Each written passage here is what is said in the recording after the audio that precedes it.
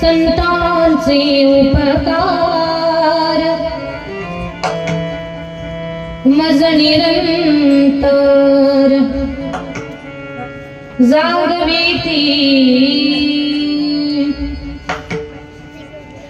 काय द्यावे त्यासी व्हावे उतराई ठेविता पायी जीव थोडा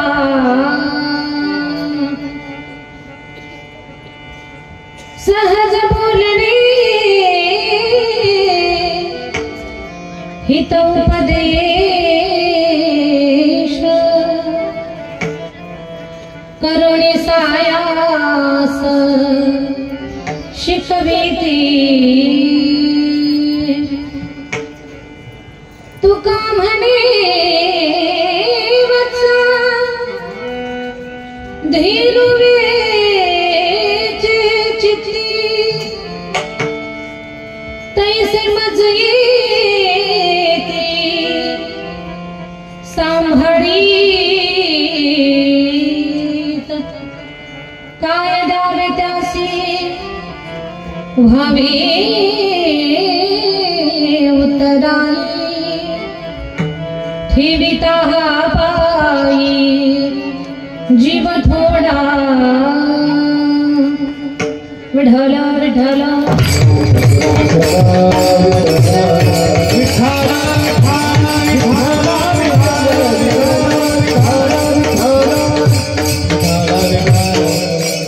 पांडुरंगा करू प्रथम नमन पांडुरंगा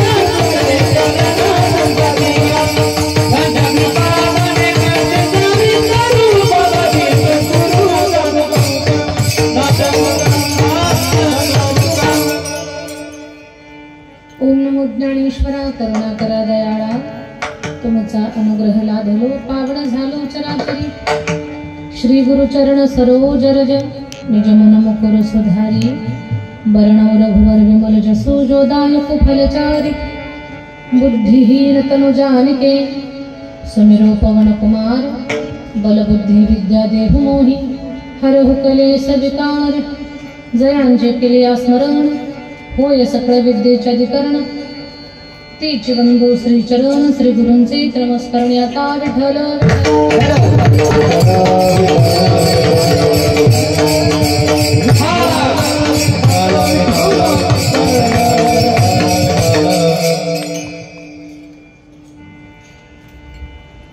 काय सांगू आता संतांचे उपकार मज निरंतर जागविती काय द्यावे त्यासी भावे उतराई ठेवी ताहा पायी जीव थोडा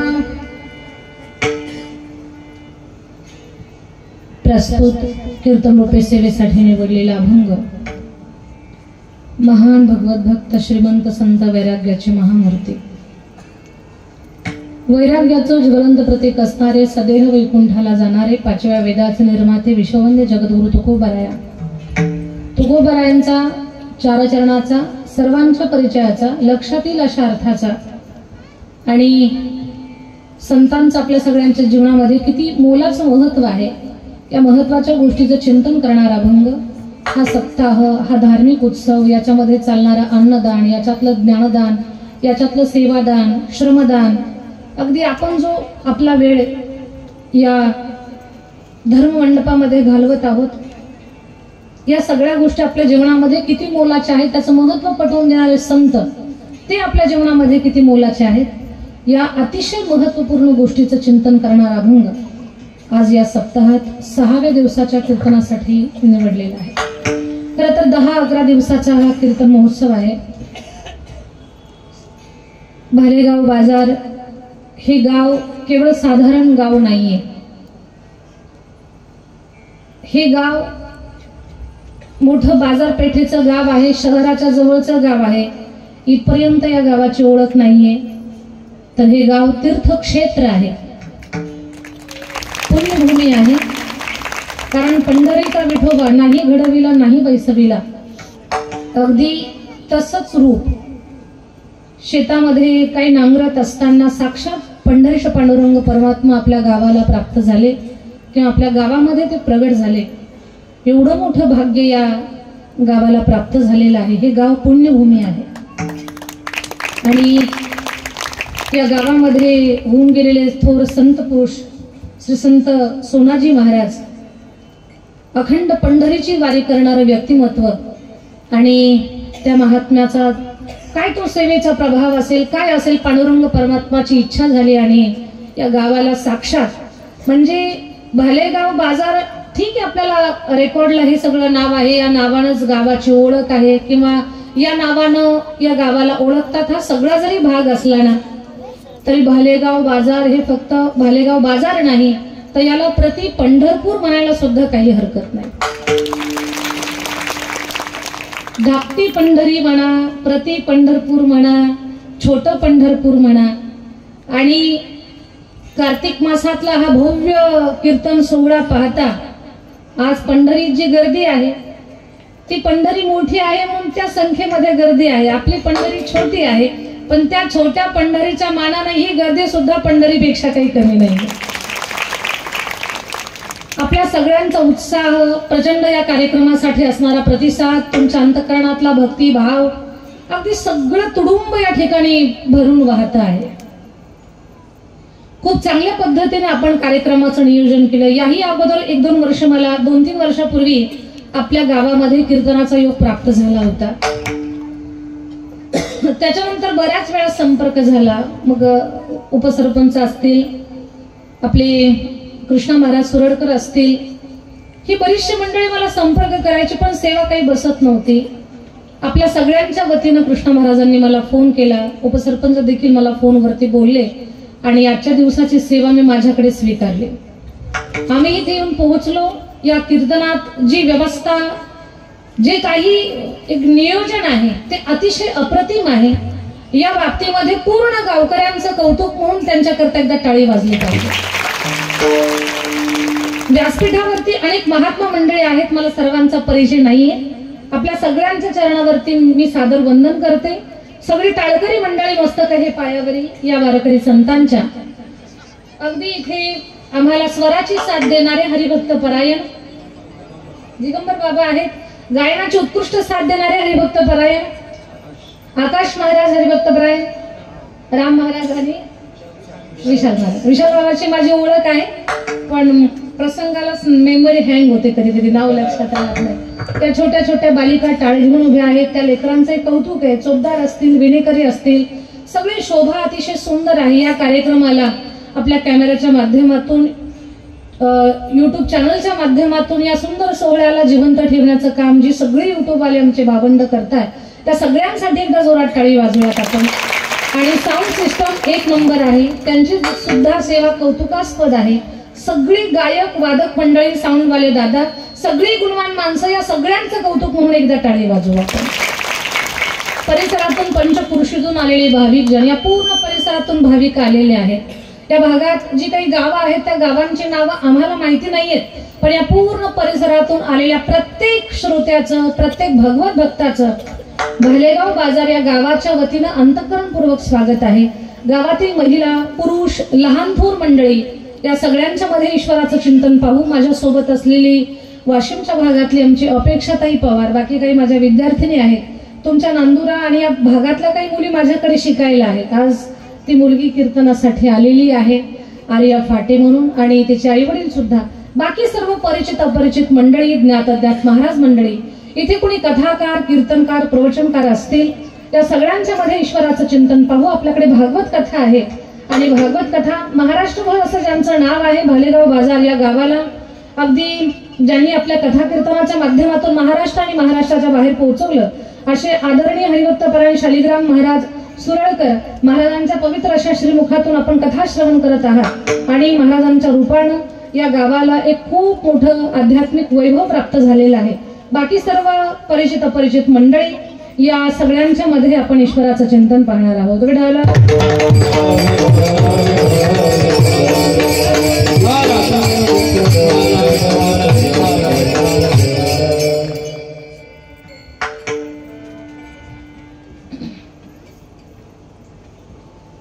सामर्थ्याने गजाननाच्या संकट जाई माघारा, संकट जाई माघारा,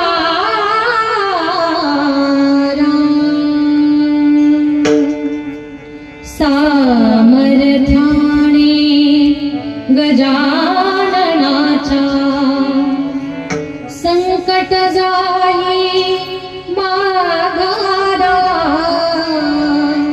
संकट जाई माघारा, गण गण गणात बोले, गण गण गणात बोले,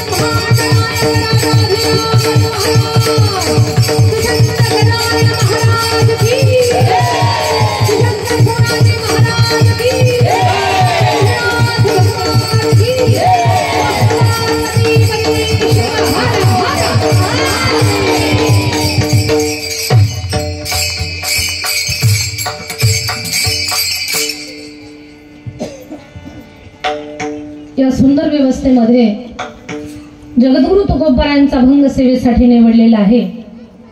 या अभंगाचा सरळ अर्थ तुमच्या लक्षात आलेला आहे तरी सांगते एकदा.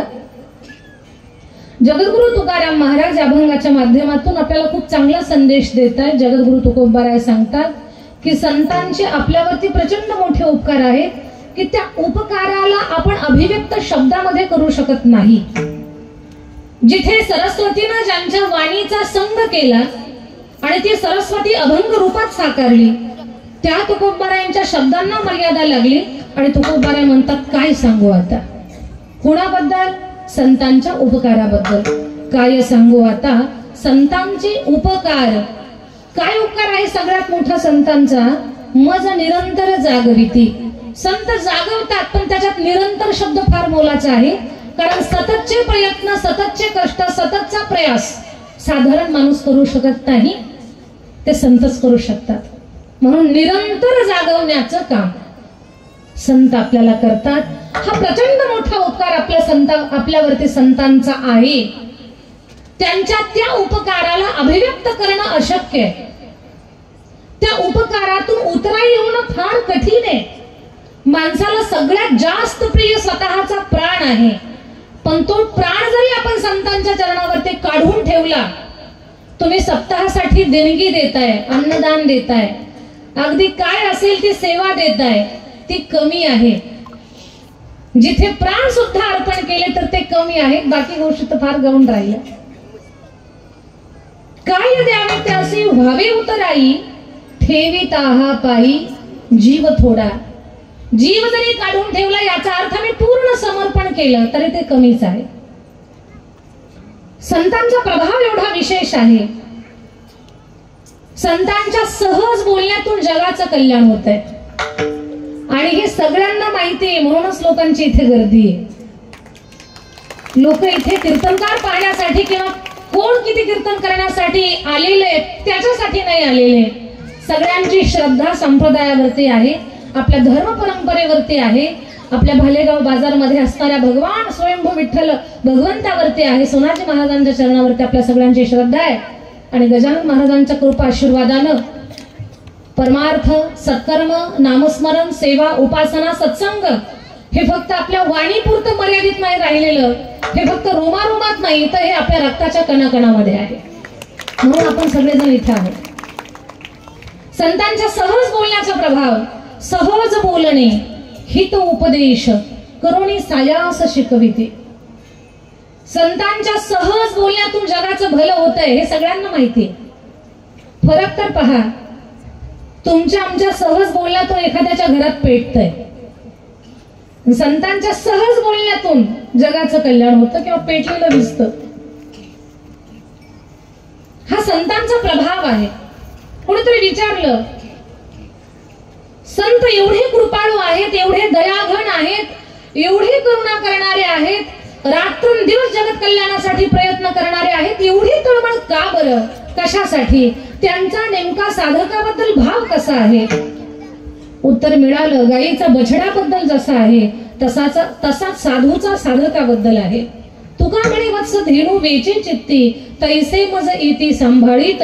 हा या अभंगाचा सरळ अर्थ आहे. याच्यावरती आपण आता चिंतन करण्याचा प्रयत्न करू. विठ्ठल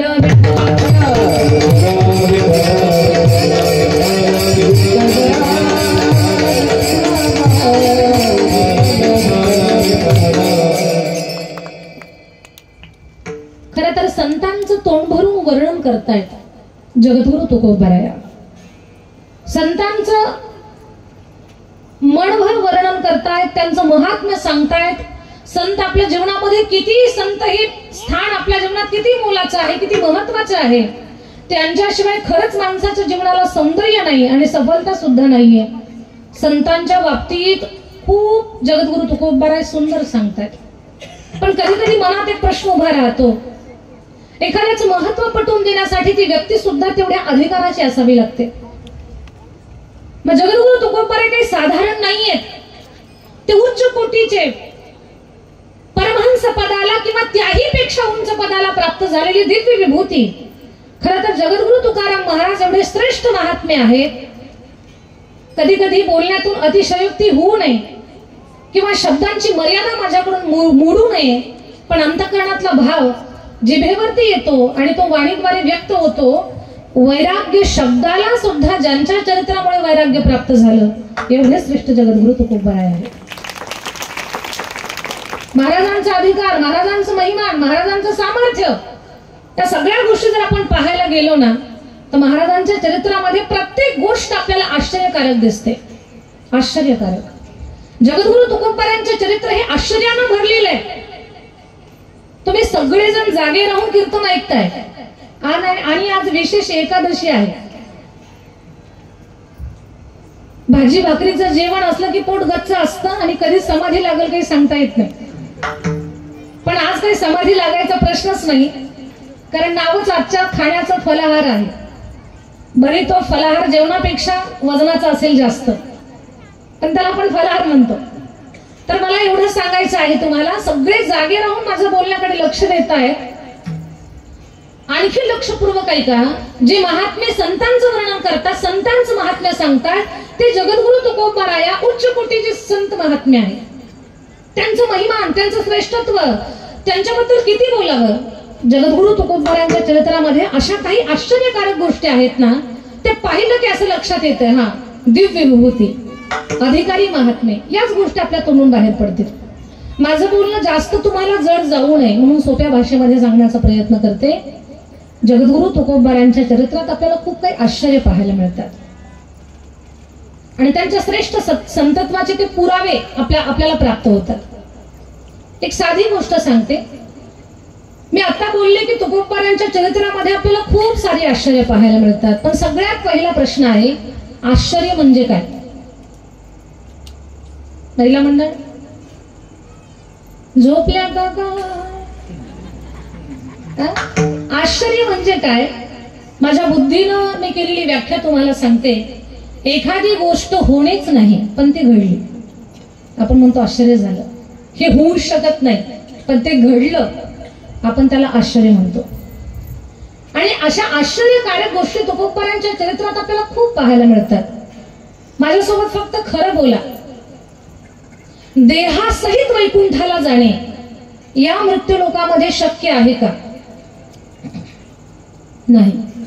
पण ज्यांनी शक्य केलं त्यांना जगद्गुरु तुकोबाराय म्हणतात. कुडी सहित झाला गुप्त तुका,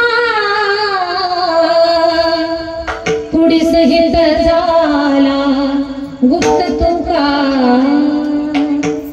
देहासहित वैकुंठाला जाणं या मृत्यू लोकामध्ये शक्यच नाही, पण हे ज्यांनी शक्य केलं हे आश्चर्य ज्यांच्या चरित्रामध्ये आपल्याला पाहायला मिळतं. आणि हे आश्चर्य यांच्या श्रेष्ठ संतत्वाचा सगळ्यात मोठा पुरावा देतं ते म्हणजे जगद्गुरु तुकाराम महाराज. तुकोबारायांच्या चरित्रामध्ये खूप सारे आश्चर्य आहेत. आणखी एक आश्चर्य सांगते. वेद भगवंताच्या श्वासातून निर्माण झालेले आहेत आणि वेद फक्त 4 आहेत. 5वा वेद निर्माण करणं शक्य नाही. पण जगद्गुरु तुकोबारायांनी 5वा वेद निर्माण केला. तुम्ही म्हणाल कुठे तो वेद? तुकोबारायांच्या मुखातून प्रसवलेला गाथा, त्याला आपण सर्व वारकरी सांप्रदायिक मंडळी 5वा वेद म्हणतो. तुकोबारायांच्या गाथ्याला केवळ साधारण ग्रंथ आपण म्हणत नाही, तो 5वा वेद म्हणून आपण त्याच्याकडे पाहतो. त्या गाथ्याचं सामर्थ्य फार मोठं आहे. कथा करत असताना एक भाव अंतःकरणात निर्माण झाला. तुकोबाराया विमानामध्ये बसून वैकुंठाला गेले. आता तुम्हाला आम्हाला वैकुंठाला जाण्यासाठी विमान कुठे? पुन्हा बोलत असताना अंतःकरणातून भाव निर्माण झाला. महाराज एका विमानामध्ये बसून वैकुंठाला गेले खरे, पण महाराजांनी एक विमान तुमच्या माझ्यासाठी पाठीमागे ठेवलंय. जे त्या विमानात बसतील ते सरळ वैकुंठाला जातील. तुम्ही म्हणाल ते विमान आहे तरी कोणतं? तुकोबारायांचा गाथा हेच आपल्यासाठीच विमान आहे. फक्त तो विमानात बसणारा पाहिजे. महाराजांचा गाथा साधारण ग्रंथ नाहीये. त्याला संपवण्यासाठी पाण्यात टाकलं होतं. एखाद्या कागदावरती मी काहीतरी लिहिलं आणि तुमच्याकडे दिलं, तुम्हाला सांगितलं पाण्यामध्ये टाका हा कागद, तुम्ही टाकला. 13 तासानंतर मी तुम्हाला बोलले तो कागद मला जशाच तसा द्या. किती लोकांना जमल?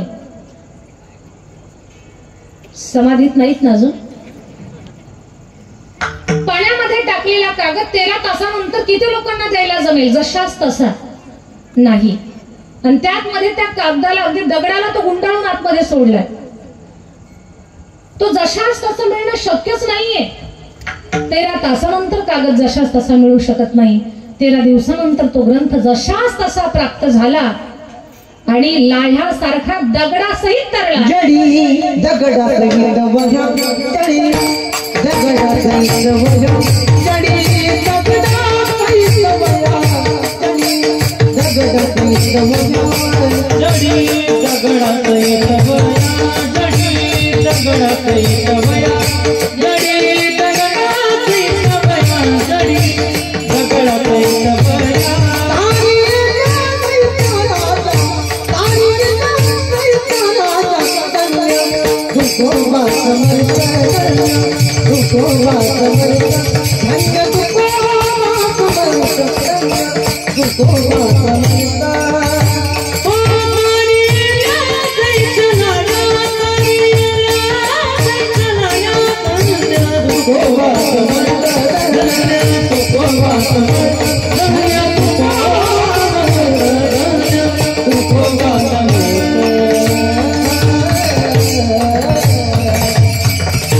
जळी दगडा सहित वह्या, तारिल्या जैशाला. तुकोबारायांचा गाथा दगड बांधून खाली सोडलेला होता. पण त्या गाथ्याचा प्रभाव असा, गाथा तर पाण्यावर तरला पण दगडाला सुद्धा घेऊन तरला. तुकोबारायांचा गाथा जर दगडाला घेऊन लाह्यासारखा तरू शकतो तर तुम्ही आम्ही माणसं का तरणार नाही? याचा पण विचार करा. हे आश्चर्य आहे. ही गोष्ट शक्यच नाही, पण ज्यांच्या चरित्रात आपल्याला शक्य झालेली पाहायला मिळते. हे आश्चर्य यांच्या संतत्वाला खूप मोठा पुरावा देतं. ते संत श्रेष्ठ जगद्गुरु तुकाराम महाराज. आणखी एक कौतुकाची गोष्ट सांगते तुम्हाला. जगद्गुरु तुकाराम महाराज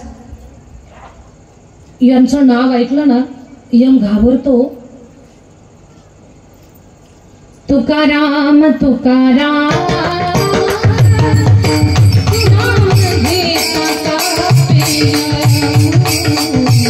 नाम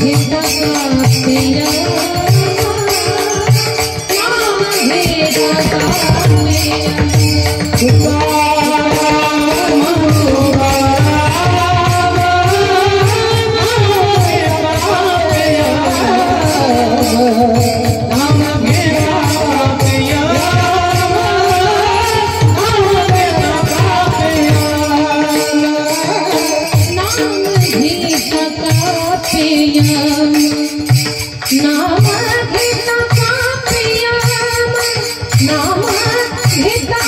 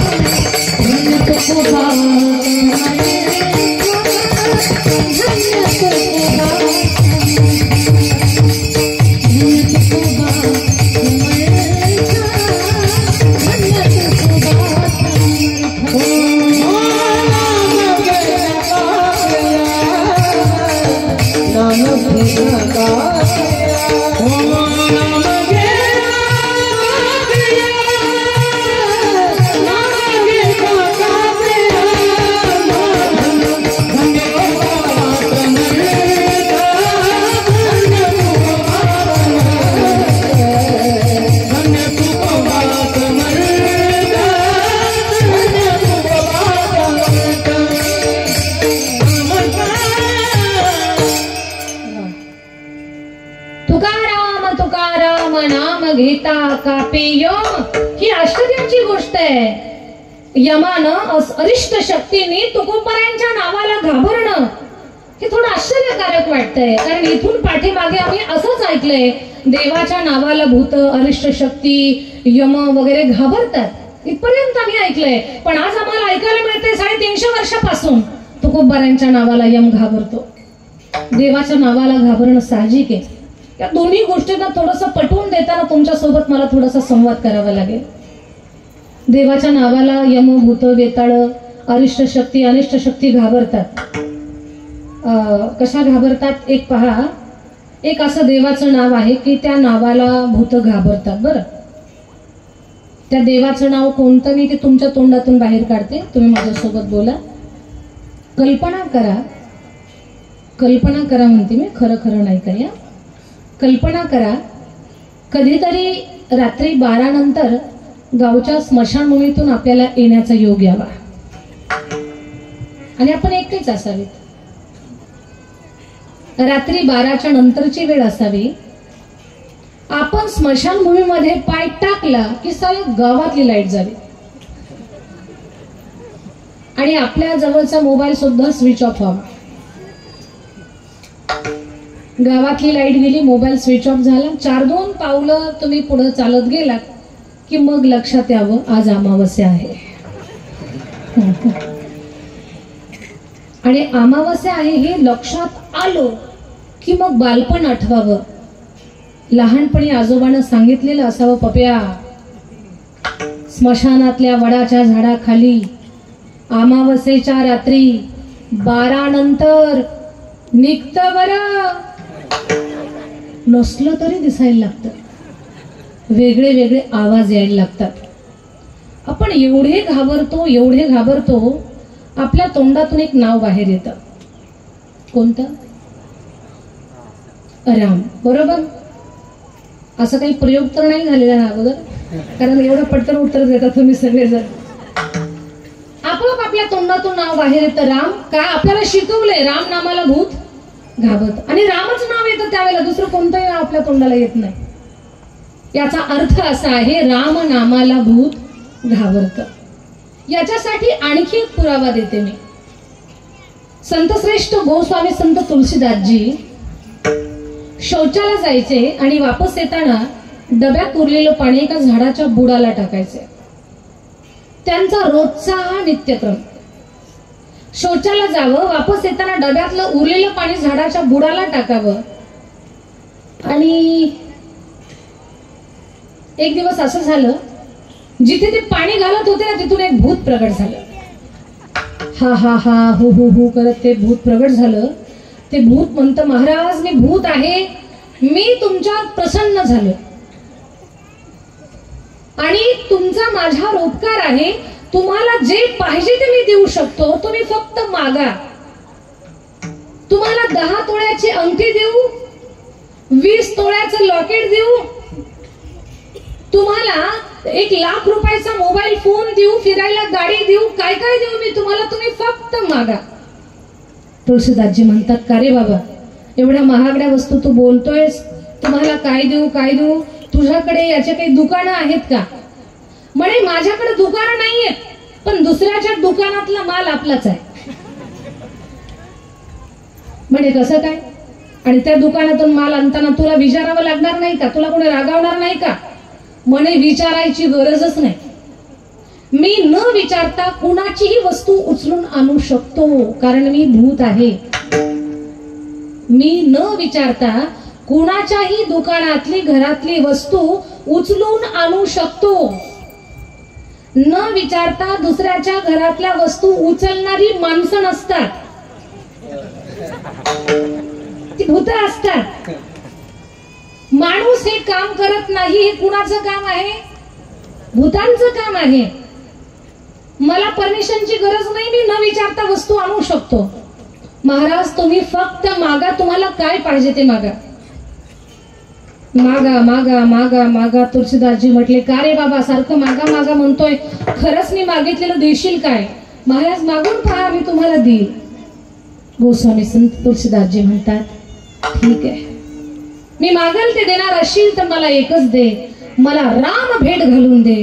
राम म्हटलं की भूतच गायब. थांबलंच नाही मालेगाव, पळून गेलं धूम. अर्ध्या तासानंतर घाम पुसत भूत भेटलं. भूत म्हणतं, महाराज तुम्हाला जे पाहिजे ते मिळेल, फक्त नाव घेऊ नका. कारण ते नाव घेतलं की आम्ही तिथं थांबत.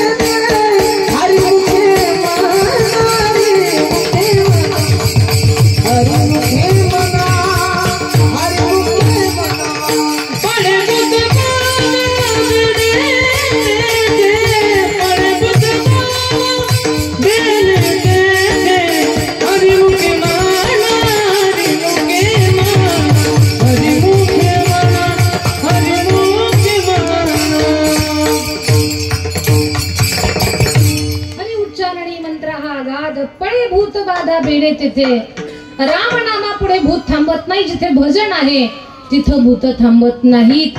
देवाच्या नावाला भूत घाबरतात. जिथे कीर्तन चालू आहे तिथे भूत येऊ शकत नाही. जेवढी माणसं आहेत तेवढीच कीर्तनाला आलेली आहेत, कारण भूत इथे येऊ शकत. जिथे देवाचं भजन आहे तिथे भूत येईलच कसं? येऊ शकत नाही. देवाच्या नावाला भूत घाबरत, राम नामाला भूत घाबरत. कुणीतरी म्हटलं महाराजांना, महाराज रामाच्या नामाला भूत घाबरत ठीक आहे, पण तुमच्या नावाला घाबरण्याचं काय कारण आहे? तुम्ही काय राम आहात का म्हणून तुमच्या नावाला भूतांनी, यमानं, असुरी, अरिष्ट शक्तीने घाबरावं? देवाच्या नावाला घाबरणं ठीक आहे, तुमच्या नावाला घाबरायचं काय कारण? महाराज म्हटले, खरं सांगताय तुम्ही, आम्ही राम नाही. आणि खरंच आम्ही राम नाही, तरी पण आमच्या नावाला भूत घाबरतं. त्याचं एकच कारण आहे, आम्ही नावाचे तुकाराम आहोत म्हणून भूत घाबरतं. नाम घेता कापे यम, नाम घेता कापे यम, धन्य तुकोबा समर्थ.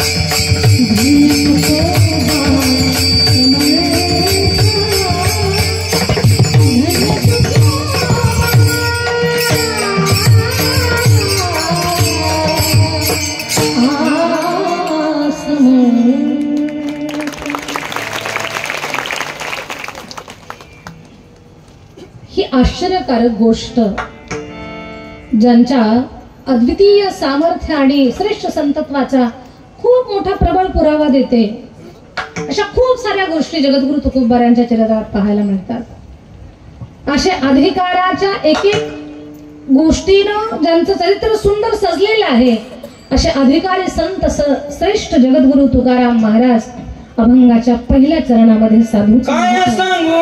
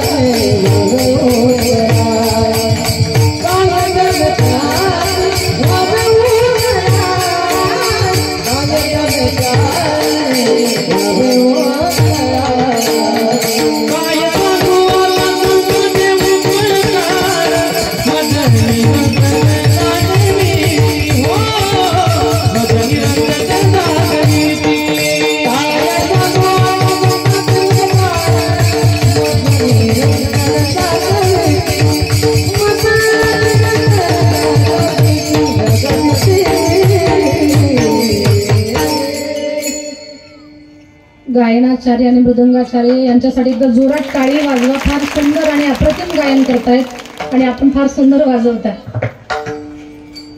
अभंगाच्या पहिल्या चरणामध्ये जगद्गुरु तुकोबाराय सांगतात संतांचं महात्म्य।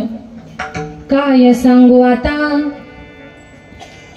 संतांचे उपकार,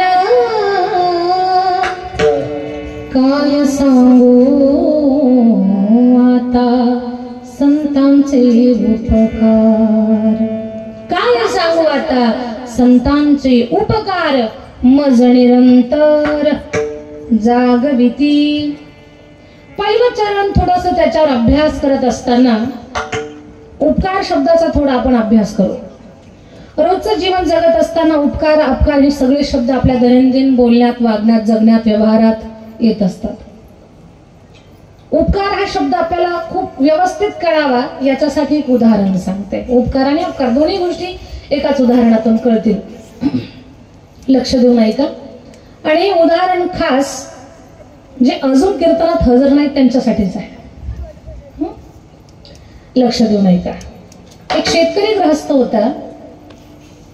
त्यानं 2 तरणी गोरी बैलगाडीला जुंपली. तरण्या गोऱ्यांना घेऊन तो शेतामध्ये निघाला.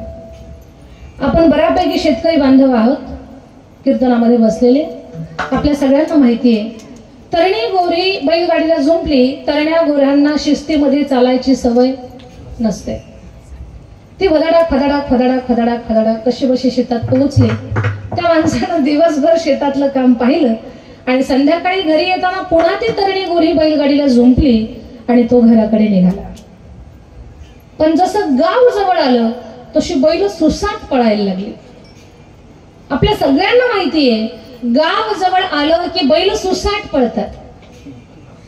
पाहुणे घरात आले की लेकरं उलट्याच उड्या मारतात. आणि माहेरचं कोणी आलं की आम्हाला काही सुचत नाही. ही जशी तरी सूत्री आहे. गाव जवळ आलं की बैल सुसाट पळणार आणि पाहुणे घरात आले की लेकरं उलट्याच उड्या मारणार.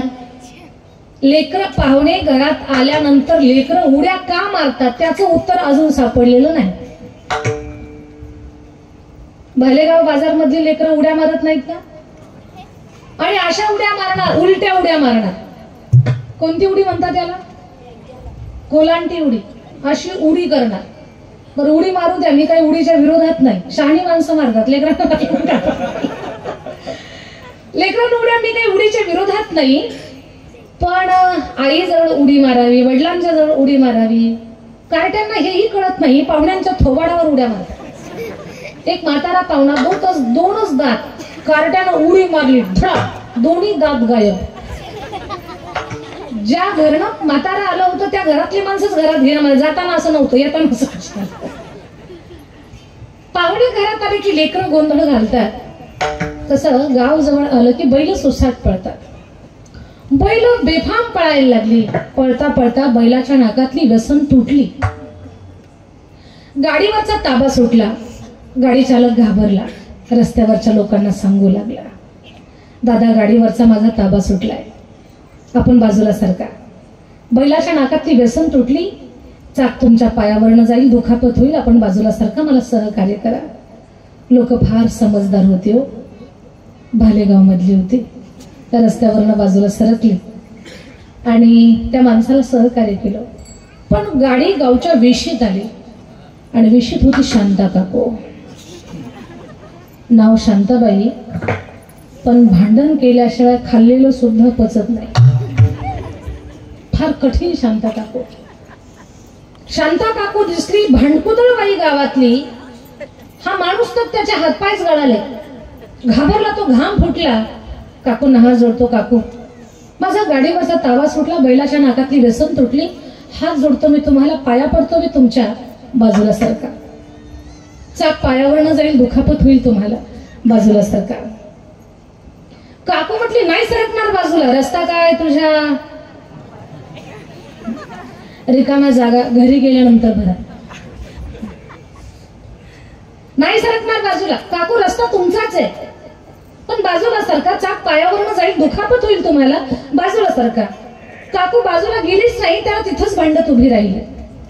गाडी भर आली. चाक काकूच्या पायावरनं गेलं, पाय कडकन मोडला. काकूनं दवाखान्यामध्ये जायचं तर पोलीस स्टेशन मध्ये गेली. याच्यावरती केस नोंदवली. केस कोर्टात गेली. कोर्टातून बोर्डावर हा माणूस घरातच रडत बसला. याची बायको म्हणते असं काय रडताय तुम्ही, एक वकील लावा, निर्दोष मुक्त व्हा. तो म्हणतो अगं 7 पिढ्याला कोर्ट कचेरी माहिती नाही. ती म्हणते सगळं माहिती मला, पण निघा आता. कधी कधी यांचे सल्ले फायदेशीर पडतात. ते आलं वकील साहेबांकडे आणि वकिलाला म्हणतो, वकील साहेब उपकार करा, उपकार करा, 7 पिढ्यांना कोर्ट कचेरी माहिती नाही, पण या बाईमुळे माझ्यावरती ही वेळ आली, मला याच्यातून बाहेर काढा, माझ्यावर उपकार करा. वकील साहेबांनी सांगितलं, काळजी करू नका, तुम्हाला याच्यातून निर्दोष मुक्त कसे व्हाल तुम्ही त्याच्यासाठी मी प्रयत्न करतो, पण जर तुम्ही निर्दोष मुक्त झाले तर तुम्हाला वाटतंय तेवढी दक्षिणा मला द्या. ठीक आहे. वकिलानं सांगितलं, तुम्हाला कटघऱ्यात उभं करतील, हजारो प्रश्न विचारतील, हजारो प्रश्नाचं उत्तर एकच द्यायचं. प्रश्न अनेक असू द्या, उत्तर एक द्यायचं. म्हणे काय? म्हणे फक्त बुईंग म्हणायचं. पण त्यानं मी सुटल का? हो म्हणे, तुम्ही सुटताल, मी सांगतोय त्या गोष्टी फक्त करत राहा. कटघऱ्यामध्ये हा ग्रहस्थ उभा राहिला. समोरच्या कटघऱ्यामध्ये शांता काकू, जज साहेब वरती आहेत.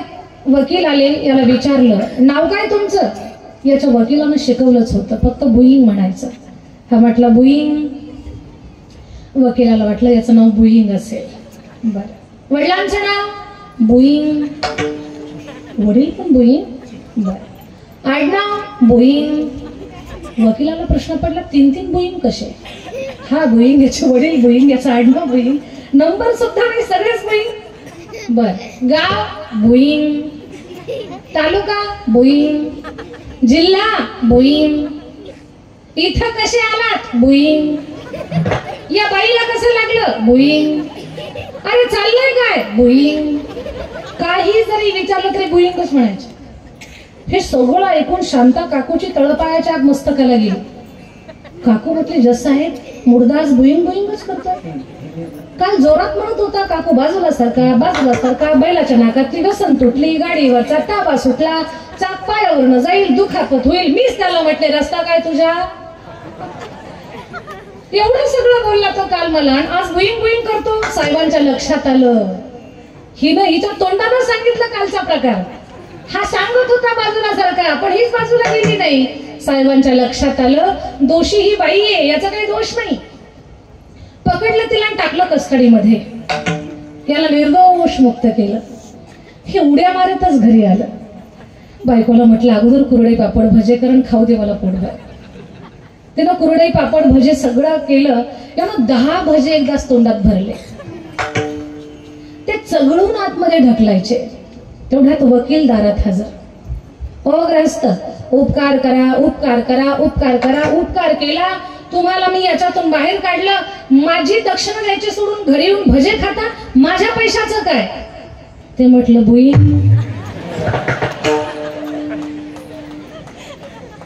भालेगाव, कीर्तन झाल्यावर मला बुईंग करू नका म्हणजे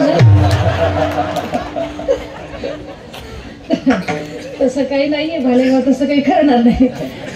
विठ्ठल विठ्ठल.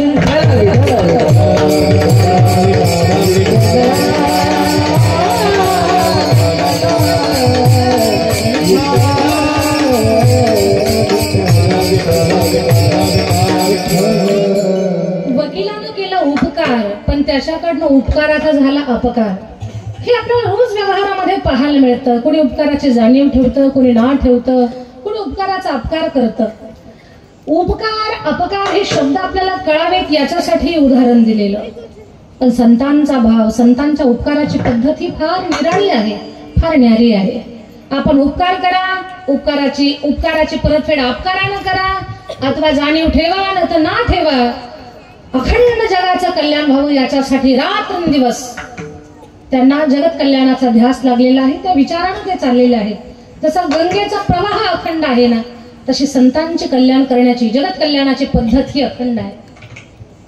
हे सांगण्यासाठी तुकोबाराय म्हणतात की काय सांगावं बा, काय सांगू आता. संतांचे उपकार, संतांचा प्रचंड मोठा उपकार आमच्यावरती. आणि पहा, एक मुद्दा आपल्याला खूप काहीतरी शिकायला मिळेल त्या मुद्द्यातून. म्हणून एक मुद्दा मी तुम्हाला सांगते, थोडस लक्ष देऊन ऐका. उपकार शब्दाच्या संबंधित आहे. उपकार हा शब्द माणसाला कळाला आणि तो आपल्या जगण्यात आला, आपल्या आचरणामध्ये आला, तर केवळ या उपकार या गोष्टीनं माणसाच्या व्यक्तिमत्वाची उंची वाढते. पहा, माणूस उंच पदाला पोहोचतो फक्त उपकार माणसाच्या चरित्रामध्ये, माणसाच्या जगण्यात, माणसाच्या व्यवहारात. आणि तो परोपकार असावा, दुसऱ्याचं भलं त्यातून व्हावं. ही गोष्ट तुम्हाला कळावी याच्यासाठी एक उदाहरण सांगतो.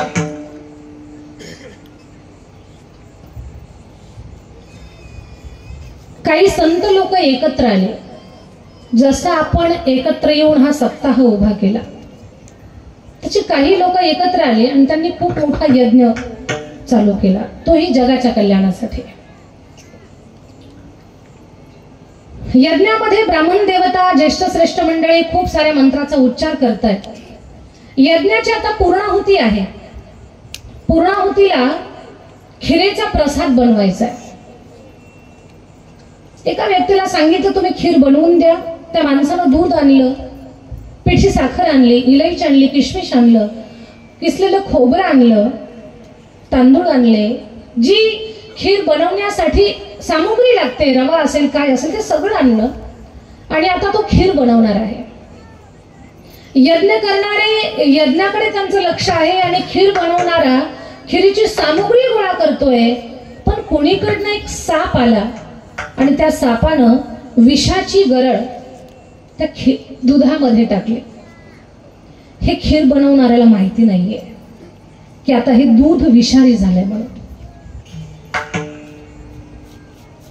सापानं त्याच्यामध्ये विषाची गरळ टाकली, खीर बनवणाऱ्यानं खीर बनवली, पण आता पूर्ण खीर विषारी झालेली आहे.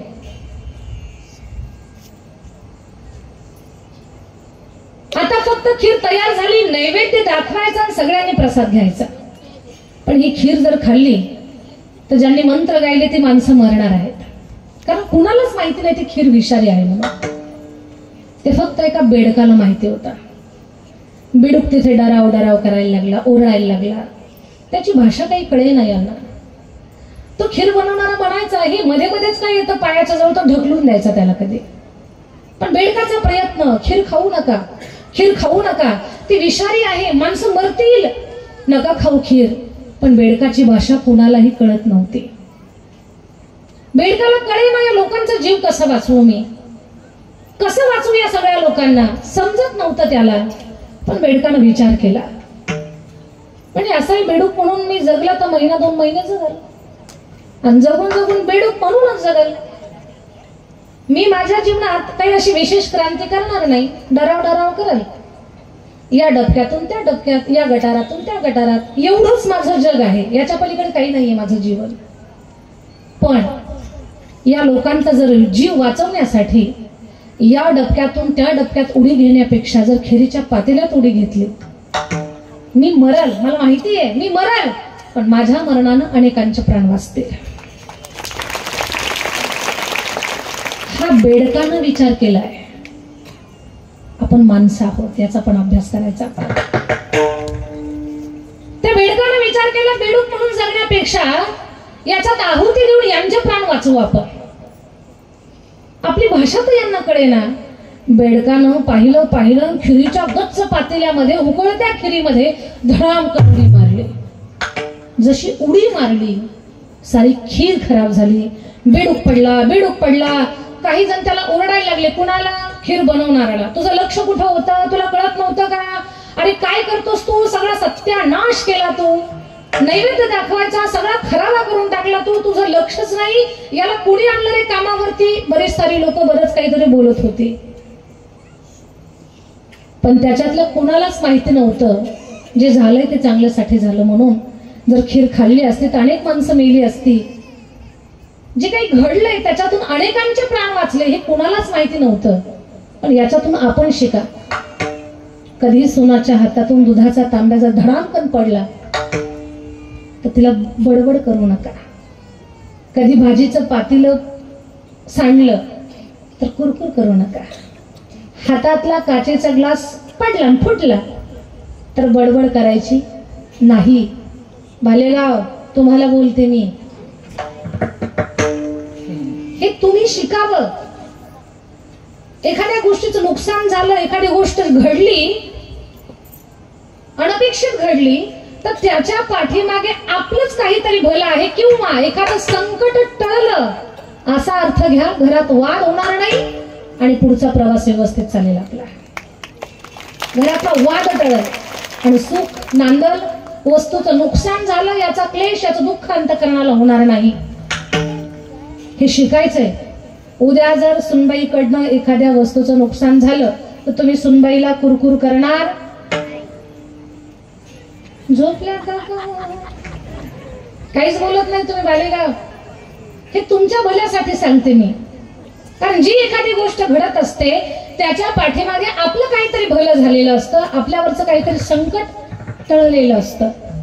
पण सुनबाईला किंवा घरातल्या एखाद्या व्यक्तीकडनं काही नुकसान झालं तर कधी त्या व्यक्तीला बडबड करू नका. परमेश्वराची इच्छा समजा किंवा त्याच्यात आपलंच काहीतरी कल्याण झालेलं आहे असं समजून घ्या. आणि असाही आताचा काळ काही सुनेला कुरकुर करण्याचा राहिलेला नाहीये. कारण आज 2025 म्हणजे हा काळ सासूचा नाही, हा कोणाचा काळ आहे? सुनेचा काळ आहे. 2025 मध्ये सासूनं सुनबाईला डुसपूस करायचं नाही, सुनेला टाकून बोलायचं नाही, सुनबाईला पाण्यात पाहायचं नाही, सुनबाईच्या माहेरचे आल्यानंतर रात्री 2 वाजता उठून त्यांच्या पिशव्या तपासायच्या नाही. यातला एकही प्रयोग तुम्ही 2025 मध्ये करायचा नाही. कारण काळ सासूचा नाहीये, काळ सुनेचा आहे. काळ ओळखून चाललं पाहिजे माणसानं. तसं भालेगाव बाजारचं कौतुक करावं तेवढं कमीच आहे. कारण तुमच्या सगळ्यांच्या चेहऱ्याकडे पाहून माझ्या लक्षात येतंय या गावात सासू सुनेचं भांडणच नाही. या गावातली सासू सुनबाईवरती मुलीपेक्षा जास्त प्रेम करते. तुम्हाला प्रश्न पडला असेल हे मला कसं कळालं? कीर्तनात बसलेल्या सासवांच्या तब्येतीवरून कळालं. तुमच्या गुटगुटीत तब्येती, सफरचंदासारखी गाल, तुम्हाला सून प्रसन्न आहे हा त्याचा सगळ्यात मोठा पुरावा आहे. विठाला विठाला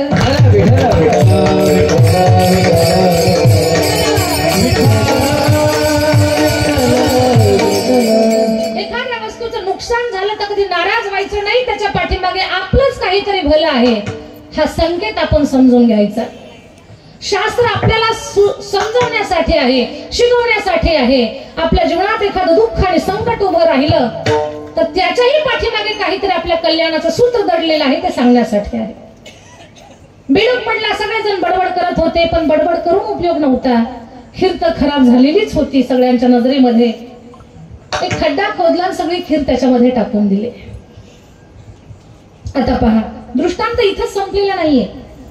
त्या बेडकाकडनं हा झाला परोपकार, पण त्या परोपकाराचं पुण्य एवढं प्रबळ झालं ना त्या बेडकाचं, त्या पुण्याईच्या बळावरती तो बेडूक त्याचा पुढचा जन्म त्याला असा प्राप्त झाला, साक्षात नारायणाच्या अंगाचं जे चंदन आहे त्या चंदनापासून एका मुलीच्या रूपामध्ये तो बेडूक जन्माला आला.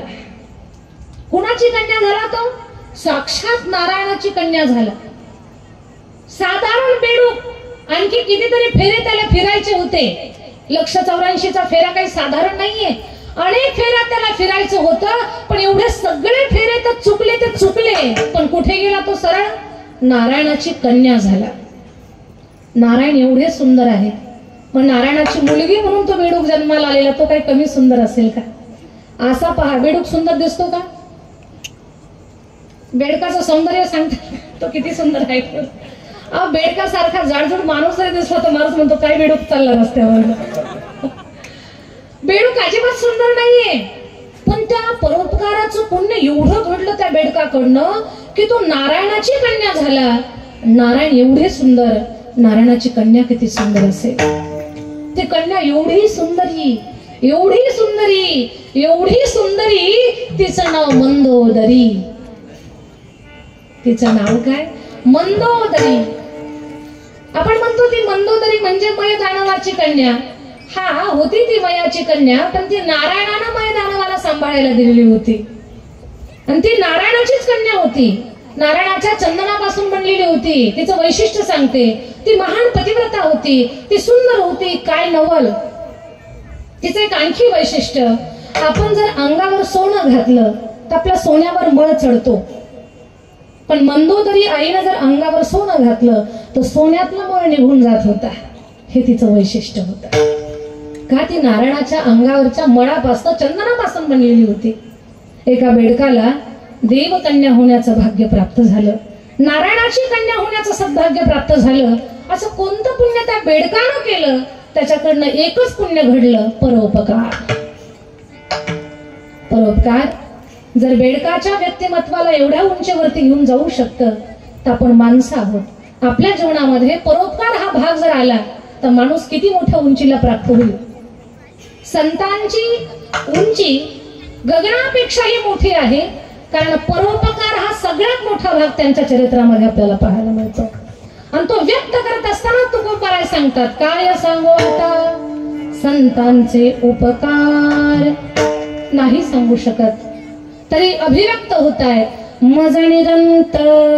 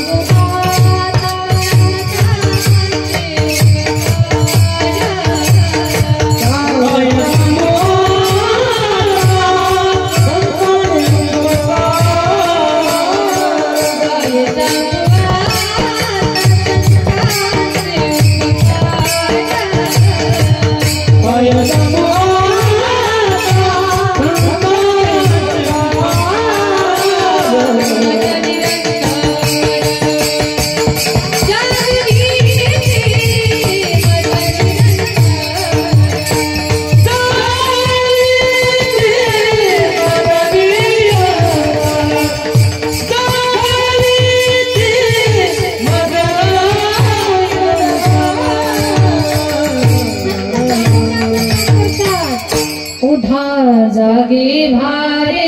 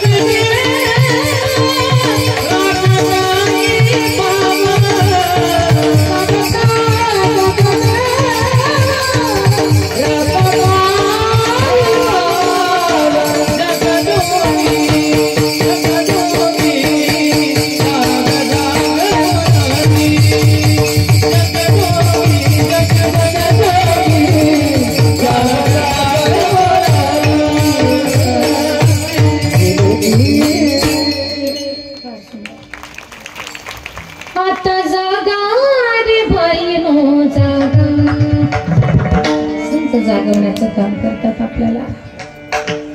उठा अजून नाही. उठा जागे भारे आता स्मरण करा पंढरीनाथा भावे चरणी ठेवा माथा सुखवी व्यथा जन्मा. संत आपल्याला जागवतात आणि खरंच संत जागवतात, खूप जागवतात. माणसं खूप आळशी आहेत, एवढा प्रयत्न करतात, त्यातले मोजकेच सावध होतात, काही पुन्हा अज्ञानाच्या झोपेत जातात. एवढं सोपं आहे का? संत सांगतात वेळ निघून चालली हातातली, थोडे सावध व्हा, जागे व्हा, भगवंताचं भक्ती भजन करा, वेळ निघून चालली. संत अगोदर स्वतः जागे झाले, नंतर जगाला त्यांनी जागवले. संत मीराबाईंचं भजन फार गोड आहे. सारे ग प धडी धा प ग रे ग म ग रे ग,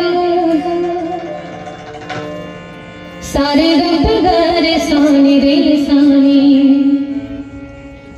पणी रे म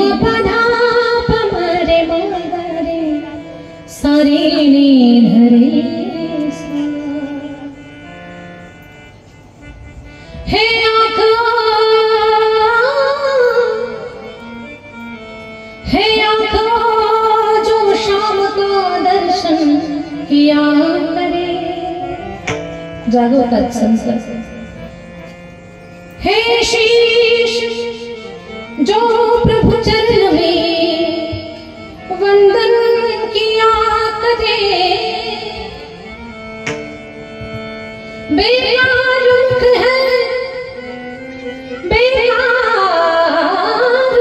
है जो रहे व्यर्थ बातों में, मुखों है जो हरि नाम का सुमिरन किया करे।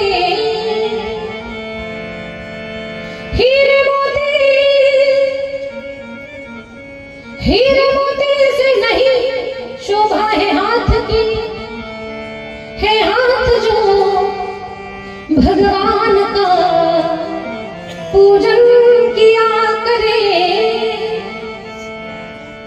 मर कर भी अमर नाम हो उस जीव का जग में, प्रभु प्रेम में बलिदान जो जीवन किया करे। खरं से भजन आहेत म्हणजे खरे जागे होतील ना, ते उठून उभं राहून नाचतो। हा जय हो।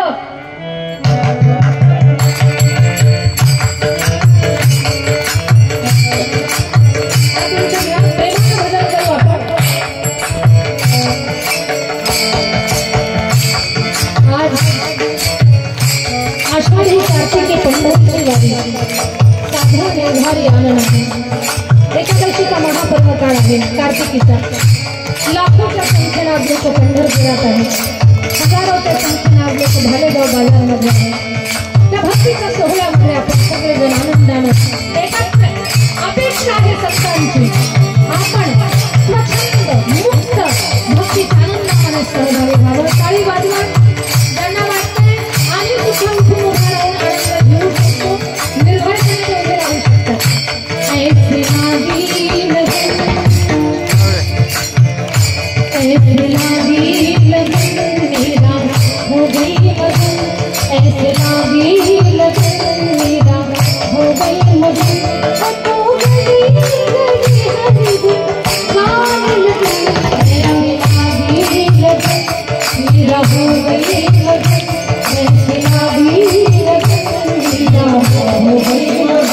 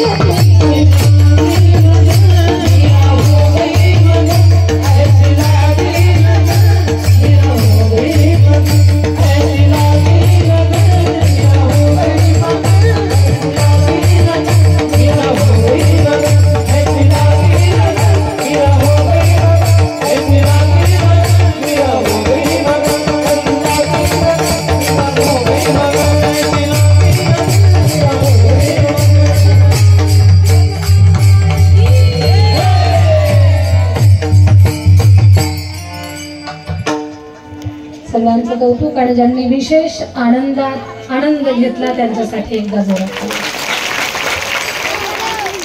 तसं तर बऱ्याच लोकांना वाटत होतं आपण उभं राहावं की काय, पण काही जण दचकले. पप्याच्या आईनं पाहिलं तर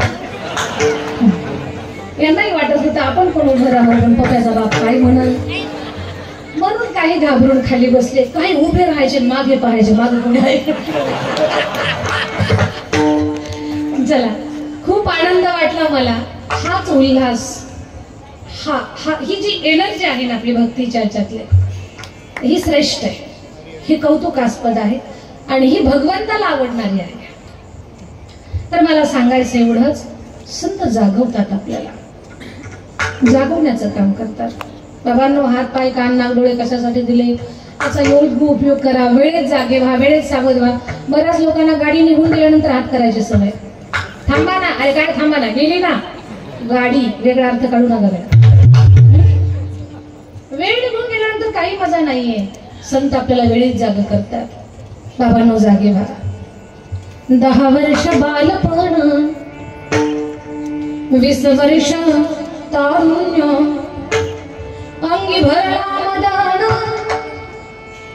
मग तो कैचा सावधान.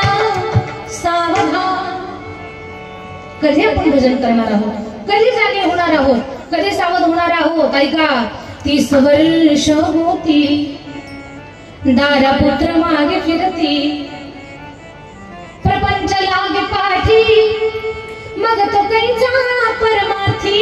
सावधान. 40 वर्ष झाली, डोळा 40 आली, डोळ्यास भुरळ पडली, कैसे दूर आणि जवळी. सावधान. 50 वर्ष होती, हलती दातांच्या पंक्ती. सावध व्हा. खूप मोठे मोठे संकेत मिळतात आपल्याला, सिग्नल सारखे लागतात, पण आपण सिग्नल तोडायची सवय लागली आपल्याला. सिग्नल लागलं की सावध झालं पाहिजे आपण. केस पांढरे झाले, दात हलायला लागले, डोळ्याला चष्मा लागला, आणखी किती देवाला संकेत द्यावेत आपल्याला. पण संकेतावरनं जे सावध होतात ती माणसं शहाणी असतात. हलती दातांच्या पंक्ती. काय होतं अजून 50 मध्ये? श्याम केस शुभ्र होती, काळे केस पांढरे होतात. लोक खूप चतुर झाले आता. लोक म्हणतात किती केस पांढरे होते, डाय करून पुन्हा काळे करू. मी काय डायच्या विरोधात नाही, पण कोणी डाय केला पाहिजे? ज्यांची आपत्कालीन केस पांढरे झाली आहेत त्यांनी नक्कीच डाय करा. कोणी MH18, MH20, MH25, MH30, MH40, MH50, MH55, 60 पर्यंत डाय करा. हे MH म्हणजे काही गाडीची पासिंग नाही, ही वयाची पासिंग सांगतो तुम्हाला. 60 पर्यंत डाय करा. पण ज्याच्या मानेत लखवा भरलाय ते MH72 सुद्धा म्हणताय डायची काटे कुठे आहे. डोक्याला डाय मारायला जातं, म्हातारीच्या तोंडाला फटका देतो. हाताला लखवा, मानेला लखवा, तर डाय तरी कसा बसेल 72 मध्ये? कोणती गोष्ट योग्य वेळेमध्ये गोड दिसते. आणि खरं सांगते तुम्हाला सांगते, तुम्ही काही कोणाला सांगू नका. हे डायचं प्रकरण जास्त दिवस टिकत नाही. हे 15 दिवसात उघडकीस येत आहे. इकडून काळ मध्येच कमी दाबाचा पट्टा तयार होतो. तसं काही डांबरीवर धोकं पडलंय. सावध व्हायचंय. श्याम केस शुभ्र होती, त्यासी म्हातारा म्हणती. सावधान.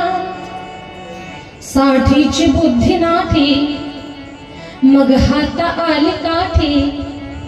वसवस लागे पाठी, त्यासी हसती गारटी. सावधान. 70ची झाली रचना, बसल्याने उठवेना, उठल्याने चालवेना, मग तो झाला धन्यवाना. सावधान. 4-20 मिळून 80, मग तो झाला अपयशी. 80 मध्ये माणसाला अपयश येतं.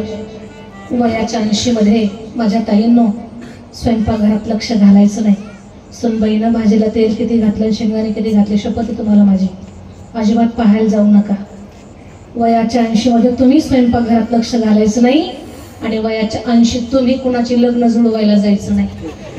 तुम्हाला खूप ना याचं जुळव त्याचं जुळव त्याचं जुळव हे करू नका वयाच्या 80 मध्ये. 4-20 मिळून 80 मग तो झाला अपयशी. पाण्याविना मछली जैसी जीव होतो कासा दिसी सावधान. मग वर्ष झाले 90 बोलवेना एक शब्द. श्रीपुत्र म्हणे प्रसिद्ध आता तोडा संबंध सावधान. 1 शतक पूर्ण झाला आला तैसा वाया गेला. रामदास स्वामी म्हणे योगी सावध झाला सावधान. संत जागवतात मज निरंतर. याच्यापेक्षा आणखी अखंड जागवणं कोणतं आहे? जागविती म्हणजे आम्हाला जागवण्याचं काम करतात. त्यांना काय द्यावं बरं आम्ही? दुसरं चरण काय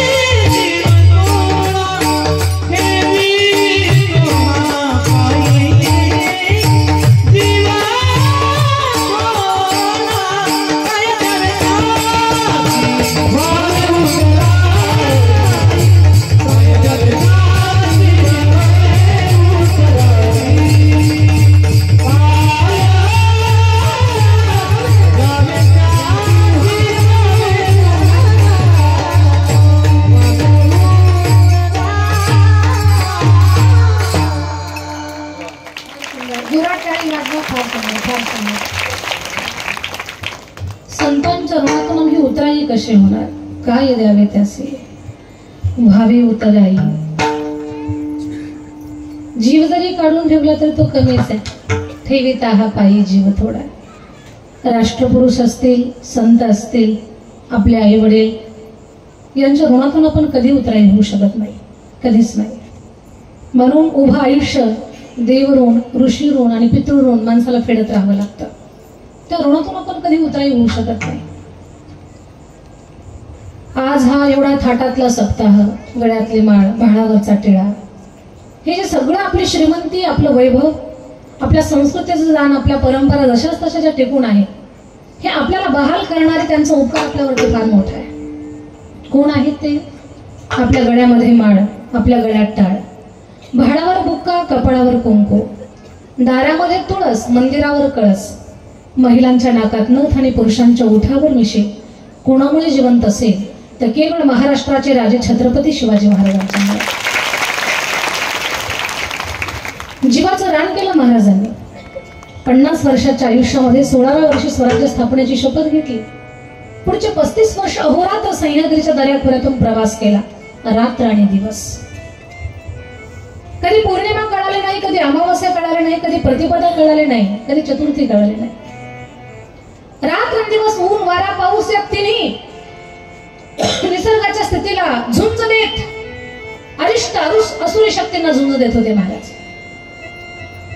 छत्रपती शिवाजी महाराज एवढं मोठं स्वराज्याचं दान आपल्याला महाराजांनी सहज बहाल केलं. आपण महाराजांना काय दिलं? महाराज गेल्यानंतर तर आपल्या निष्ठा सुद्धा आपण गहाण ठेवलेले काही असे काही कारनामे आपल्याला पाहायला मिळतात. छत्रपती शिवाजी महाराजांनी हे जे सगळं वैभव उभं केलं, एवढं सहज आपल्याला दिलं, ते सहज नाही मिळालं. अनेक लोकांनी स्वतःच्या प्राणाच्या आहुत्या दिल्या आणि ती आहुती देण्यासाठी, महाराजांच्या कार्यासाठी, या मातीसाठी त्या लोकांनी समर्पण केलं. का? त्यांच्या समोर छत्रपती शिवबा रूपी देव त्यांच्या समोर होता. त्या देवासाठी, त्या देवाच्या विचारासाठी, त्या सगळ्या गोष्टीसाठी त्या लोकांनी केलं. आणि छत्रपती शिवाजी महाराजांनी एक गोष्ट लक्षात घ्या, एखाद्या माणसाची एखादी गोष्ट जिंकणं फार सोपं असतं. एखाद्या माणसाची एखादी वस्तू, एखादी गोष्ट जिंकणं फार सोपं असतं.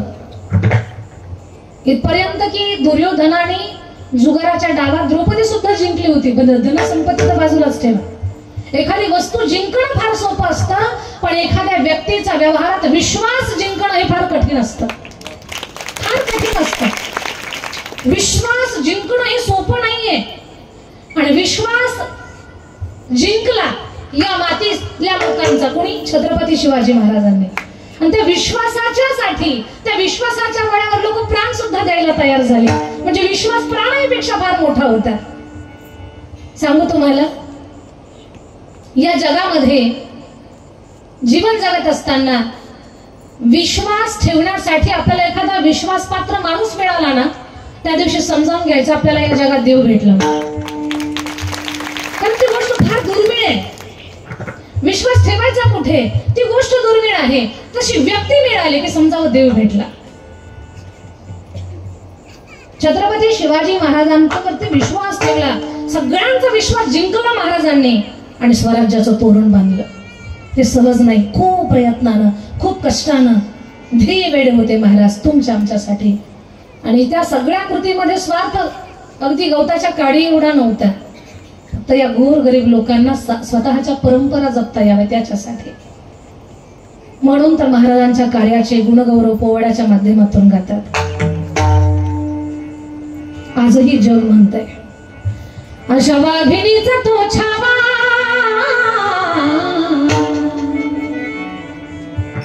अशा वाघिणीचा तो छावा, गणी मारला कसा ठेचावा, डोक्यात गणी मी कावा, भेटीच्या झाडला सावला. अफजल खानाच्या वधाचा पोवाडा आहे. ज्यांना ज्यांना वाटतंय की खान आज सुद्धा या पोवाड्यात मारावा, त्यांनी आमच्या सोबत कमीत कमी जयहाजी तरी म्हणावं. प्रतापगडच्या पायथ्याशी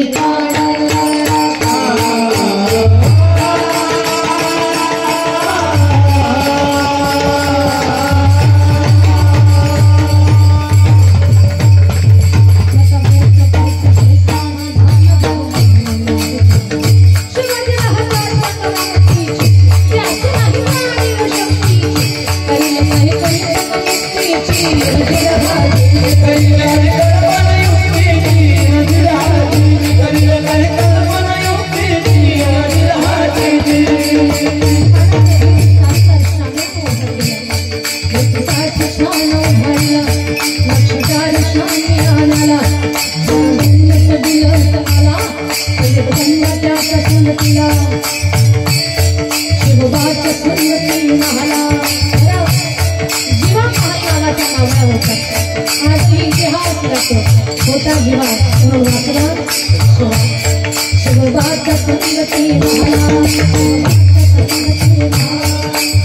राजाला पाहून खान म्हणतो कसा, आओ शिवाजी आओ हमारे गले लग जाओ, खान हाथ मारतो हरी, खान हाथ मारतो हरी, रूप मुख नजारा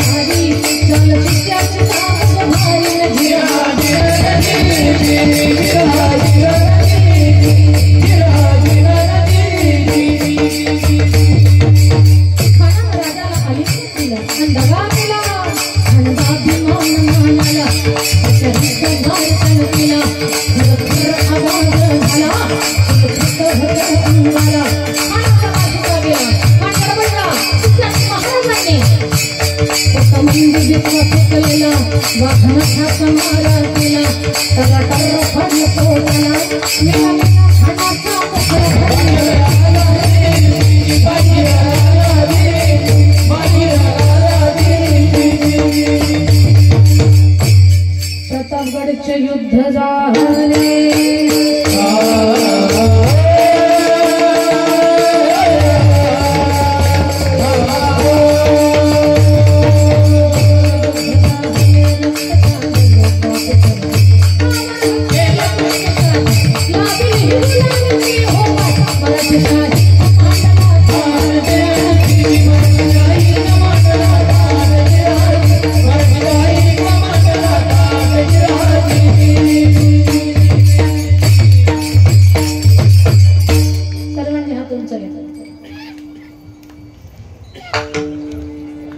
क्षत्रिय कुलावतंस सिंहाधीश राजाधिराज महाराज श्री श्री श्री छत्रपती शिवाजी महाराज की शिवाजी महाराज की नागराज गदे शिव हर हर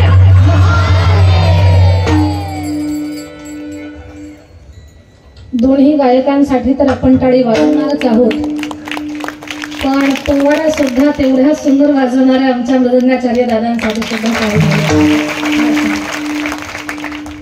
बोलण्याचं तात्पर्य एवढंच आहे, ज्यांनी शक्ती आणि युक्तीचा प्रयोग करून तुम्हाला आम्हाला एवढंच नाही आपल्या अस्तित्वाला आपल्या अस्मितेला सांभाळलं, जपलं, टिकून ठेवलं, त्या शिवरायांच्या ऋणातून कसे उतराई होणार आपण सांगा कुणीतरी. एकच उत्तर आहे त्याचं, ठेविता पायी जीव थोडा, नाही उतराई होऊ शकत आपण.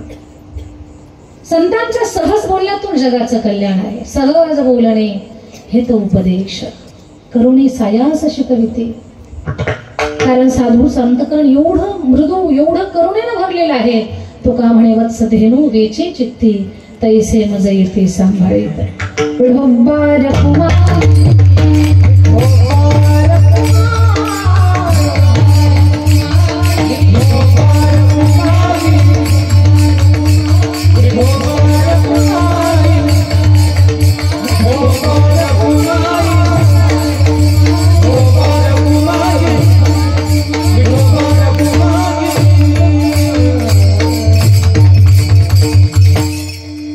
पवित्र मास कार्तिक मास, त्याच्यामध्ये आज महापर्व काळ कार्तिकीची वारी पांडुरंग परमात्माला आवडणारी आहे. आषाढी कार्तिकी पंढरीची वारी साधन निर्धारी आणण आवडे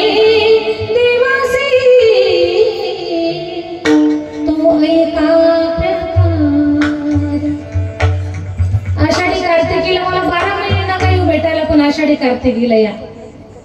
पण ज्यांचं शरीर थकलंय, जे जाऊ शकत नाही, ज्यांच्याकडे पैसे नाहीत, जे घरातून मुलं जाऊ देत नाही, जे आजारी आहेत, त्यांनी कसं जायचं पंढरीच्या वारीला. गर्दी काही कमी आहे का तिकडे? मोठी गर्दी आहे. घाबरू नका. तो पंढरीचा विठोबा तुम्ही वारी करावी याच्यासाठी हा भालेगाव बाजारला थांबलेला आहे. तुमच्या आशीर्वाद दोन्ही वेळा पूर्ण होते. तो स्वयंभू नाही घडविला नाही बैसविला, तो स्वयं प्रगट झालेला आहे. तुम्हाला मला भक्तीच्या मार्गावरती कायम टिकून ठेवण्यासाठी, आधार देण्यासाठी मी तुमच्या सोबत आहे. तुम्हाला सोडून कुठे गेलो नाही, मी तुमच्या सोबत आहे, सावलीसारखा आहे हे सांगण्यासाठी आहे. असो हा दिव्य सोहळा तुमच्या सगळ्यांच्या जीवनामध्ये असा आणखी याहीपेक्षा सुंदर पद्धतीने घडत राहावा, आणखी दिव्य व्हावा, आणखी भव्य व्हावा, चंद्राच्या कलेप्रमाणे वाढत जावा. आणि कार्तिक महिना हा अतिशय पवित्र महिना आहे. कोजागिरीपासनं ते कार्तिक पौर्णिमेपर्यंत या पूर्ण महिनाभर पांडुरंगाला जागवलं जातं, काकडा गायला जातो, गावोगावी खेडोपाडी वाडी वस्तीवरती देवाला मंगल आरती गातात. हा पवित्र महिना आहे. या पवित्र मासामध्ये भगवान परमात्माला जागवलं जातं. असा हा दिव्य सोहळा. आणि आज आषाढीला देवशयनी एकादशी आणि आज देव उठणी एकादशी, देवाला जाग करण्याची एकादशी आहे. आणि आपण त्या बाबतीमध्ये फार भाग्यशाली आहोत की आपण आपली जबाबदारी चोखपणे पार पाडतोय. खरंच योग्य पर्व काळावरती आपल्या भालेगाव बाजारमध्ये हा दिव्य सोहळा आपण सगळी मंडळी घडवून आणता, या बाबतीमध्ये सगळ्यांचं कौतुक. आणि तुमच्या या दिव्य सोहळ्याला शुभेच्छा. असं कधी कोणी मनामध्ये आणायचं नाही की सप्ताहासाठी एवढे पैसे आम्ही खर्च करतो, मंदिरांसाठी, वक्त्यांसाठी, याच्यासाठी, धार्मिक गोष्टीसाठी एवढ्या पैसे खर्च करण्याची गरज काय, या गोष्टीची गरजच काय. आम्हाला या सगळ्या गोष्टी कळतात, सगळं कळतं माणसाला, पण वळत नाही, म्हणून हे सगळं करायचं असतं. बरेच लोक म्हणतात देव सगळीकडे भरलेला आहे, मंदिराची गरज काय. आहे ना काही लोकांचा प्रश्न, देव सगळीकडे आहे, मंदिराची गरज काय. त्याचं उत्तर तुम्हीच मला सांगा. हवा सगळीकडे आहे, पण जेव्हा टायर मधली हवा जाते तेव्हा पंक्चरच्या दुकानाची गरज काय. हवा अशी धरण अशी भरा, जमल काय तुम्हाला.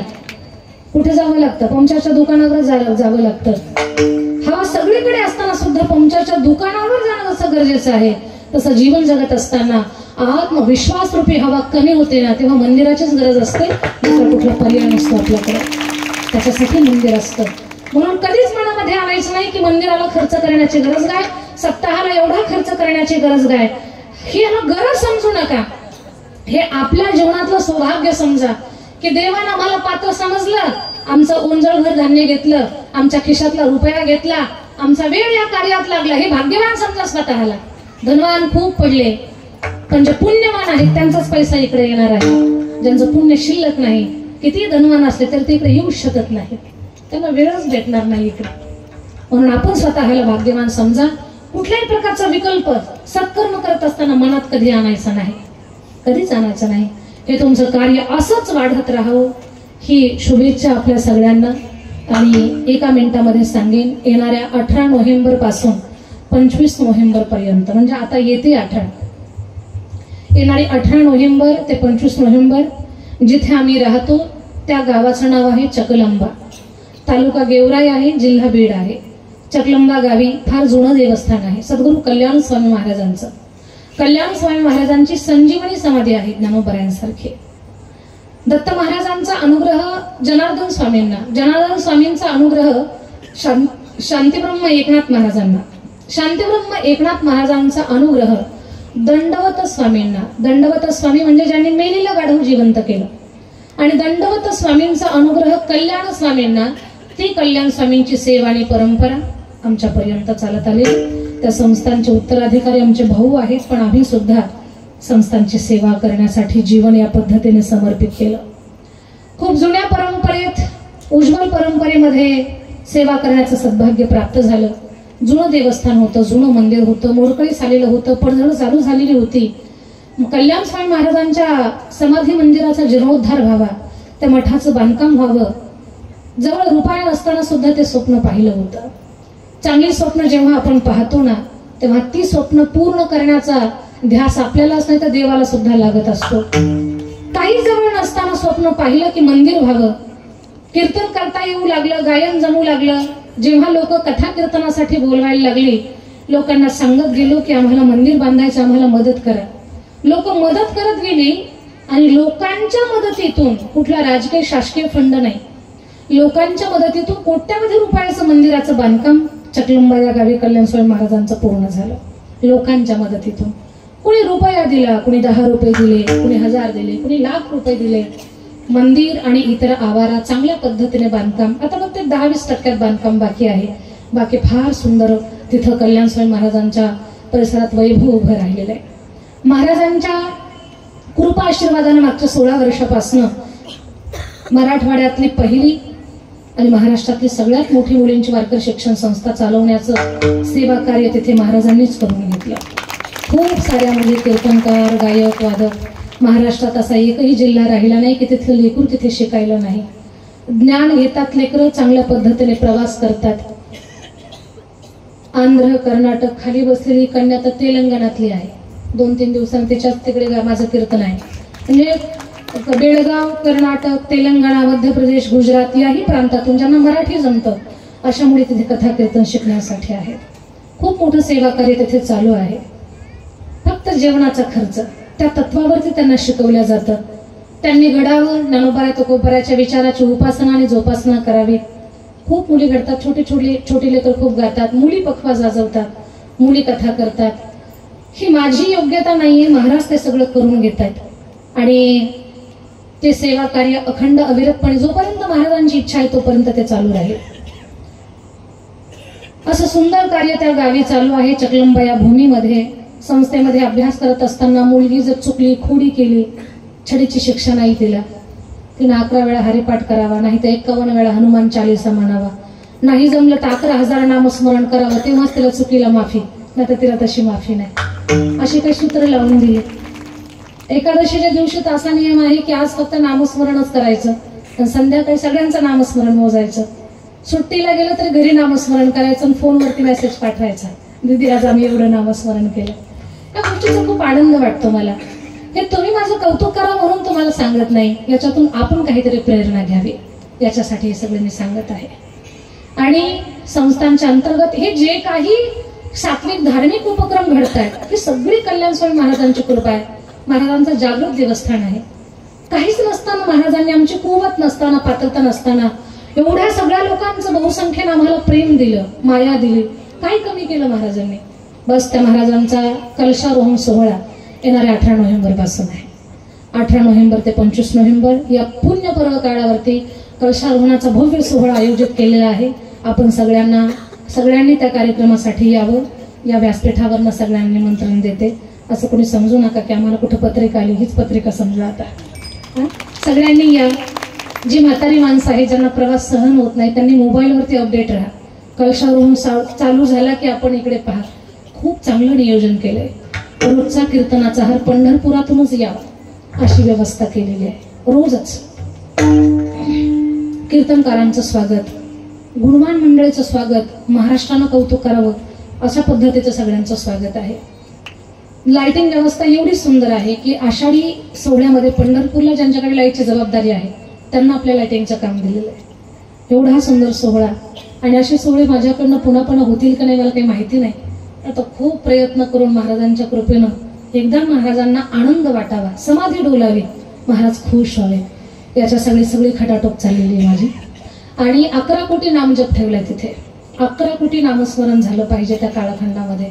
कलशारोहणाच्या काळात महाराष्ट्रातले सगळे गुणवान ज्यांना युट्यूबला पाहून आपल्याला आनंद वाटतोय असे सगळे गुणवान एक दिवस त्या सोहळ्यासाठी हजेरी लावणार आहेत. आपण सगळ्यांनी यावं. तुम्ही सगळे, मला तुमच्या सगळ्यांची उपस्थिती प्रार्थनीय असेल. पाहण्यासाठी या. नेत्रदीपक सोहळा आहे. प्रचंड मोठ्या स्वरूपात अन्नदान आहे. त्या अन्नदानामध्ये किंवा त्या यज्ञामध्ये कुठेतरी आपल्याला सहभागी व्हावं असं जर वाटत असेल तर तुम्ही देणगी देऊन आमच्यासोबत राहू शकता. का? तुमच्या सारख्यांच्या मदतीमधूनच ते उभं केलेलं आहे. कुठला राजकीय शासकीय फंड नाही त्याच्यामध्ये. आपल्यासारख्या भोळ्या भावड्या वारकऱ्यांच्या मदतीतून कोट्यावधी रुपयाचं वैभव तिथे उभं केलेलं आहे. आजही भालेगाव बाजारकरांना माझी मागच्या 2 वर्षापूर्वी जेव्हा मी आले होते ना तेव्हा तुम्ही सगळ्यांनी कल्याण स्वामी संस्थांच्या बांधकामासाठी मदत केलेली आहे. आज सुद्धा तुम्हाला आवाहन आहे. 11 कोटी नामयज्ञामध्ये कुठेतरी तुमचं सुद्धा 4 घास अन्नदान नाम गाणाऱ्याच्या मुखात जाऊन तुमच्याही पदरी पुण्यफल प्राप्त व्हावं या भावनेनं कुणाला जर देणगी स्वरूपात मदत करायची असेल रितसर पावती बुक आणलेलं आहे. पावती घ्या. त्या सुंदर सोहळ्यासाठी सहकार्य करा आणि कार्यक्रमासाठी आवर्जून या. म्हातारी माणसं येऊ शकत नसतील तर त्यांनी मोबाईलवरती पहा. त्यांना मोबाईल चालवता येत नसेल तर नातवंडांनी त्यांना चालू करून द्या. 18 नोव्हेंबर ते 25 नोव्हेंबर तारीख लक्षात ठेवा.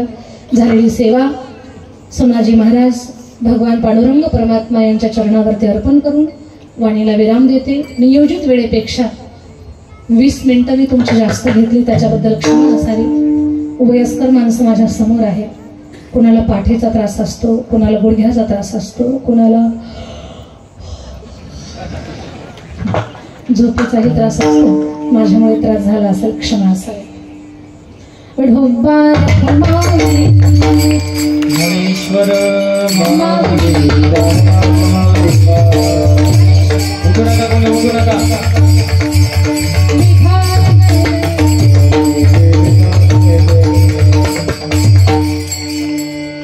उठू नका.